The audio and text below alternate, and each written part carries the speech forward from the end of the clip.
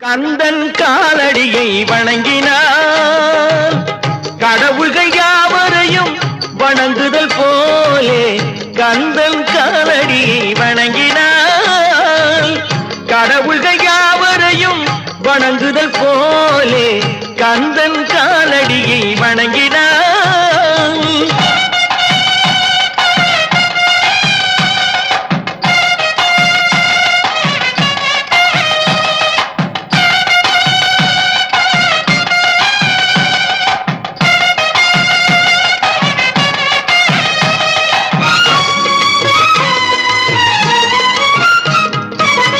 தந்தை பரமனுக்கு சிவகுருநாதன் தாயார் பார்வதியின் சக்திதானே வேலன் சிவசக்திதானே வேலன்.